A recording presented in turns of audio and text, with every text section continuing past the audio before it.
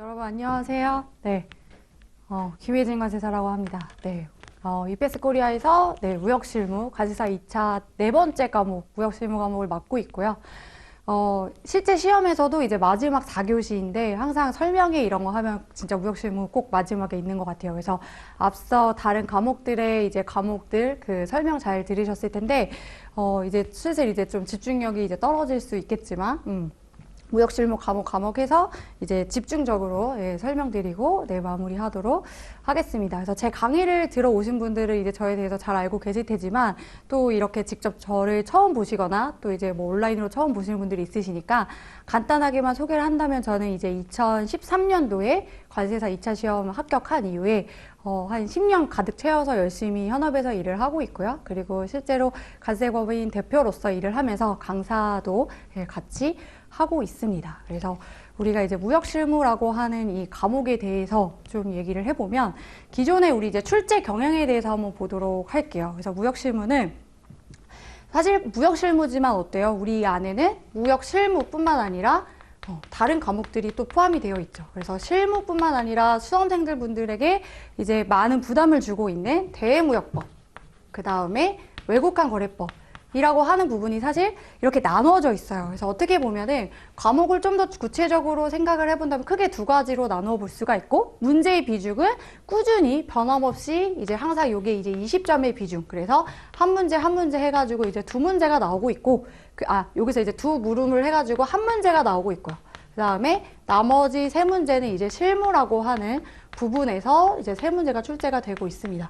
그러다 보니까 이제 대외무역법과 외국환거래법에 대한 중요성을 크게 우리가 인식을 해야 되는데도 많은 분들이 이제 워낙에 이 실무 자체의 양이 많다 보니까 이걸 자꾸 뒷전으로 미루세요. 그래서 모의고사 채점을 해보면 확실히 이 부분에서 이제 여러분들의 답안의 작성의 정도가 확실히 많이 떨어지기는 해요. 그래서 우리가 어쨌든 지금 시험을 6개월 앞두고 있는 이 시점에 미리 이 부분에 대해서도 각오를 하고 모의고사에 임해줘야지만 확실히 스텝 단계를 거쳐 나가면서 실력이 늘어나간다라고 볼 수가 있겠고, 그래서 여기 출제 경향 한번 보면 크게 어떻게 해야 돼요? 이것도 이론, 그 다음에 법규라고 하는 구분으로 나눌 수가 있는 거죠.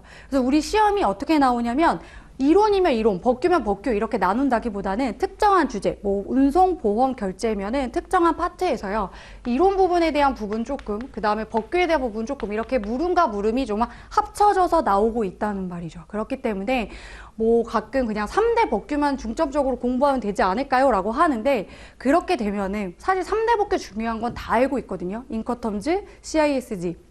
그 다음에 UC, BU백 중요한 거 다 알고 있기 때문에 모든 수험생들이 사실 대부분 잘 써요. 그래서 우리가 준비해야 되는 건 뭐냐면 이론의 부분과 법규의 부분에 있어서 고루고루 같이 나올 수 있도록 결국에는 기본에 충실한 준비를 해야 된다. 그래서 이론에 대한 부분, 법규에 대한 부분들을 계속 봐주시되 이것도 3대 법규만 봐서는 안 돼요. 그렇죠? 이번에도 올해만 하더라도 3대 법규만 중점적으로 본 수험생들이 놀랄 만큼 이제 URC라고 하는 추심에 관한 통일 규칙에서도 문제가 나왔기 때문에 우리는 이제 전반적인 것들을 계속 봐주셔야 되고, 그 다음에 이제 대외무역법이나 외국환거래법 같은 경우에는 굉장히 특정한 부분에 있어서 문항수를 단순하게 쓰는 지엽적인 부분에서 단순히 암기해서 나열하는 식의 문제가 나오고 있어요. 최근 몇 년 동안. 그렇다면은 우리는 이제 이런 출제 경향을 보고 어떻게 공부해야 되느냐. 근데 사실 뭐예요? 말 그대로 출제 경향이에요. 이렇게 출제하겠다라고 시험을 공고한 것도 아니고 결국에는 출제위원이 그런 식으로 문제를 반복해서 내고 있다는 건데 이 경향을 말 그대로 경향은 얼마든지 바뀔 수 있다라는 거죠. 그래서 우리가 너무 이 기출의 트렌드에 맞춰서 공부를 했다가는 시험장에서 당황할 수가 있어. 그렇기 때문에 얼마든지 시험 문제가 조금 유형이 바뀌더라도 내가 답안을 쓸 수 있으려면 결국에는 전체적인 범주를 다 같이 기본적으로 보되 대신에 출제 경향을 맞추어서 조금 더 집중적으로 봐줄 필요는 있다라는 거죠. 그래서 이렇게 경향을 조금 정리를 해보고 그 다음에 우리는 이제 이 안에서 공부를 어떻게 해야 되느냐, 공부 방법인데요. 사실 여러분들이 이제 뭐 저와 함께 강의를 들으실 수도 있고 다른 곳에서 강의를 들으실 수도 있겠지만 이론, 법규, 대외무역법, 외국환거래법 강의는 한번 쭉 전체 범위는 봤을 거라고 생각이 들어요.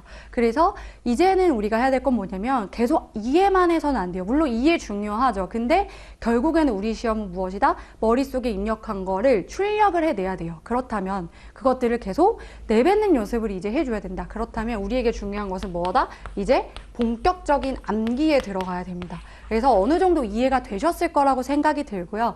본격적인 암기를 하려면은요, 내가 머릿속에서 이제 암기했던 것들이 날아가는 거를 방지하기 위해서 결국에는 중요한 건 뭐예요? 회독수를 높여주는 거예요. 근데 이 회독이라는 건 결국에는 내가 내 스스로 공부의 패턴과 공부의 분량을 정해 나가잖아요. 근데 이렇게 하게 되면 굉장히 더딜 수가 있어. 그렇다면 어떻게 되냐면 우리의 모의고사의 시험 범위에 맞춰 오게 되면은요, 결국에는 그거를 쫓아가게 되면서 나의 회독수와 나의 회독 속도가 굉장히 빨라질 수가 있다라는 거죠. 그래서 우리는 머릿속에 입력한 걸 계속 내뱉는 방법. 그래서 암기를 하되 그냥 단순히 암기하고 넘어가는 게 아니라 내가 암기한 게 정말 머릿속에 있는지를 검증하고 테스트하는 과정이 필요해요. 그래서 그렇게 할 때 가장 중요한 거 뭐예요? 수업 시간에 제가 말씀드린 리마인드를 하라. 근데 이것도 리마인드는 어떻게 되냐면 시간이 없기 때문에 우리가 적어낼 수가 없잖아요. 그래서 어떻게 보면은 그냥 대충 머릿속에 흘려보내는 정도? 키워드나 문장을 떠올리는 정도죠.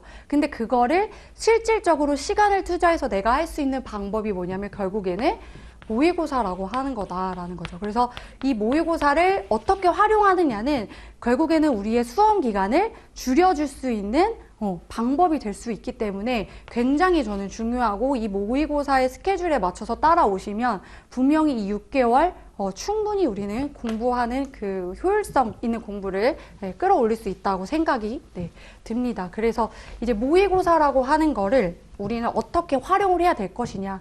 모의고사가 중요합니다. 모의고사를 보세요라고 해서 그냥 모의고사의 흐름에 맞추어서 내가 1월부터 6월까지 이 모의고사의 흐름을 그냥 쭉 따라갔다. 근데 이렇게만 해서는 안 돼요. 모의고사를 활용하는 방법. 일단 가장 첫 번째 중요한 건 뭐냐면 모의고사를 사실 어디서 모의고사를 볼 것이냐 사실 선택하는 거 저는 굉장히 중요하다고 생각해요. 만약에 여러분이 본인이 생각했을 때 나는 이미 합격권에 있어. 내가 어느 정도 수강기간이 길어서 모의고사도 조금 접해봤고 나는 이미 조금 그 합격권에 있다라고 생각이 드시면은 어쩌면은 그런 경우라면은 수험생들이 굉장히 많은 학원에 있는 모의고사를 쳐서 거기서 이제 상위권의 어떤 좋은 성적을 받으면서 그 좋은 성적으로 자신감을 가져가는 방법도 있겠죠. 그런데 사실상 그런 정도가 아니라면 중요한 건 뭐냐면 내가 답안을 쓰는 이 능력, 나의 답안을 유심히 들여다봐 줄 수 있는 모의고사를 선택을 하는 거예요. 그래서 결국엔 뭐예요? 나의 답안 스킬이 올라가는 거죠. 내가 출력해내는 방법을 끌어줄 수 있는 거. 그러려면은 시험을 출제한 사람이 수험생의 답안을 직접 채점을 해야 돼요. 그래서 우리 학원 같은 경우에는 사실 여러분들도 아시겠지만 모의고사를 응시하는 수험생들이 타 학원에 비해서는 그렇게 많지 않은 건 사실이죠. 그렇지만 이것이 꼭 많은 것이 좋지만 않다라고 하는 건 뭐냐면 일단은 채점자가 출제자가 직접 채점을 합니다. 그리고 이것을 단순히 맞다 틀리다 해가지고 점수만 보여주는 식의 것이 아니라 실질적으로 출제한 사람이 답안을 보면서 이 수험생이 답안을 쓰는 부분에 있어서 명확한 가이드를 해주는 거죠. 그래서 가이드를 해준다는 것과 그리고 이제 1월에서 6월까지 수험생분들의 답안을 보다 보면요. 수험생마다 답안을 쓰는 어떤 그 방식들이 있어요. 스타일이 있는데 그런 것들을 계속 끌어줄 수 있는 모의고사를 일단 선택을 하는 거. 그게 굉장히 중요하고 그리고 그러다 보니까 정말 그 스텝 단계를 거치면서 저는 여러 번 봤어요. 답안을 쓰는 1월에 답안을 쓰셨던 그 스킬이 나중에 5월, 6월에 가서 정말 합격권까지 이렇게 쭉 올라가는 뭔가 성장하는 답안을 굉장히 많이 봐왔기 때문에 여러분들도 그런 것들을 뭔가 믿고 맡길 수 있는 모의고사를 선택하셔야 되고요.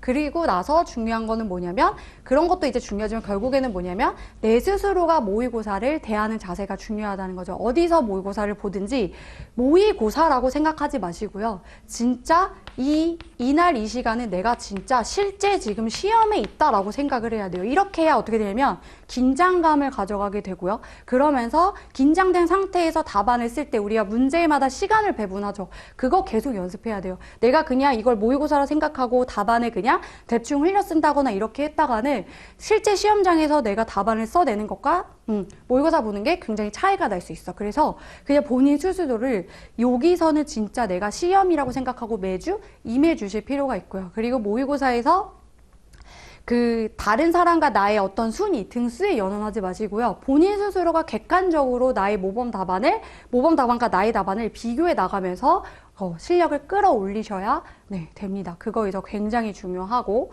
그 다음에 이제 마지막으로 또 이제 말씀드리고 싶은 것들은 앞으로 이제 우리가 공부를 그러면 이제 남아있는 6개월, 결국에는 이제 중요한 게 무엇이냐 하는 건데, 제 생각에는 일단 공부를 하는 이 6개월이라는 시간이 이제 굉장히 제한적이란 말이에요. 그래서 이 시간에는 그냥 이제 대강 하는, 물론 다들 열심히 하시겠지만 열심히 말고 저는 정말 독한 마음으로 임해야 된다고 생각이 들어요. 저 같은 경우에는 이제 마지막 그 시험 합격했을 때 아직도 10년 전인데 그 마지막 모의고사 때 4교시 그 종이 울리는 소리 아직도 기억나거든요. 그때 그 종소리랑 그때 제 기분이 기억나요. 정말 내가 독하게 준비해서 합격권에 들어서면은 마지막 그 종소리를 들을 때 진짜 웃음이 나오거든요. 그래서 여러분들도 그런 경지까지 올라가기 위해서는 사실상 이 남아있는 6개월 동안에 멘탈 관리 굉장히 중요하고요. 근데 멘탈은 결국에는 기본이 뭐냐면 나의 어떤 신체적인 컨디션이 일단 먼저 중요해요. 그렇기 때문에 6개월간은 나의 그 공부 리듬을 잘 맞춰줘요. 공부 리듬이란 건 뭐냐면 규칙적인 어떤 생활 습관. 그래서 나의 공부의 패턴을 명확히 맞춰주시고, 조금 과장한다면 저 같은 경우에는 1교시, 2교시, 3교시, 4교시의 그 시간을 하루 안에 나의 공부 시간을 배분할 때도 일부러 저는 그 순서도 일부러 맞추었어요. 그래서 그 시간에 나의 뇌가 그 과목에 좀 집중할 수 있게 이런 식으로라도, 꼭 이 방법이 아니더라도 각자가 뭔가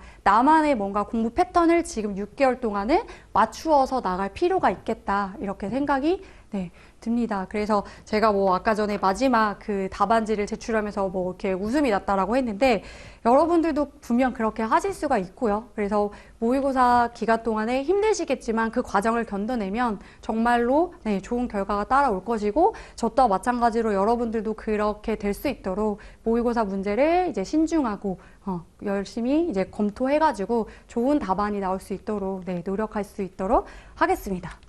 제 설명을 들어주시느라 고생 많으셨습니다. 감사합니다.